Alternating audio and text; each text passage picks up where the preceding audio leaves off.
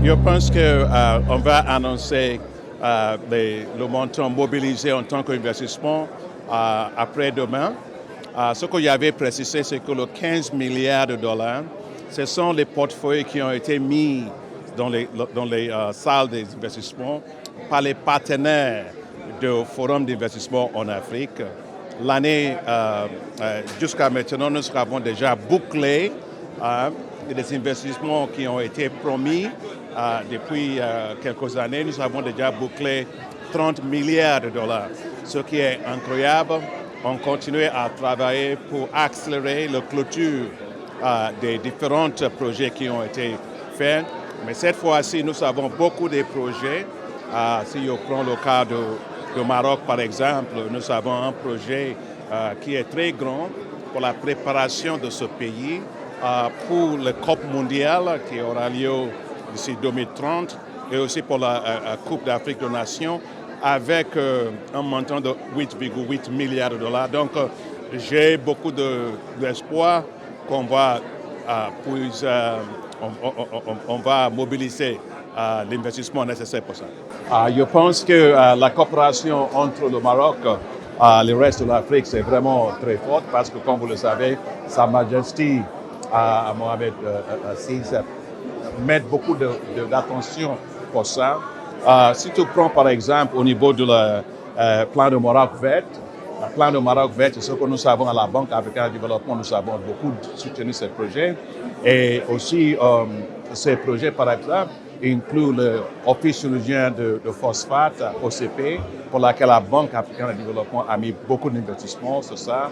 Et en ce qui concerne la situation aussi des formations, j'ai eu l'occasion de visiter l'université de Mohamed VI, Polytechnique universitaire, qui est parmi les meilleurs que j'avais vu n'importe où, et qui donne les formations pour beaucoup des étudiants qui viennent, avec les bourses données par Sa Majesté pour beaucoup entre eux. Il y a aussi l'aspect de l'intégration sur l'énergie. Vous savez que moi, en tant que le président de la Banque africaine de développement, je suis fier que nous étions le premier investisseur dans le Nououarzazate ici, donc qui est le plus large dans le monde au niveau de l'énergie solaire, panneaux d'énergie solaire, qui a déjà donné beaucoup d'impulsion pour les autres pays africains de pouvoir optimiser le potentiel de solaire qu'il détient en Afrique. En ce qui concerne l'intégration, le pays du Maroc met beaucoup d'actions sur l'investissement sur l'infrastructure de bonne qualité. Et je suis fier que beaucoup d'infrastructures ici dans ce pays sont financées par la Banque africaine de développement. Donc je pense que ce qui est clair, c'est que le Maroc, c'est avec les mains ouvertes, avec l'approche pragmatique et aussi avec l'investissement, soit l'énergie, soit sur l'infrastructure, soit le secteur privé, pour pouvoir accélérer l'intégration régionale. L'Africa Investment Forum est devenu une plateforme essentielle d'investissement sur le continent. Comme on le sait aujourd'hui, il y a beaucoup de projets, notamment d'infrastructures qui se développent et il est essentiel qu'on puisse avoir les différents bailleurs de fonds qui viennent ensemble toucher les différents projets et pouvoir se positionner dessus.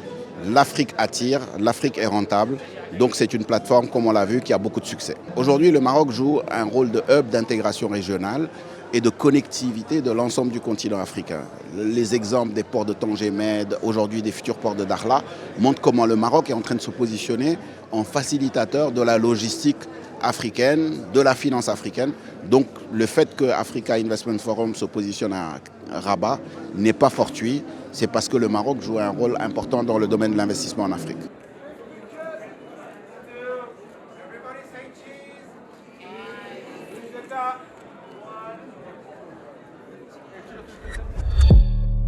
ما تنساش تشترك في القناة وتفعل الجرس باش يوصلك جديد الفيديوهات من هسبريس.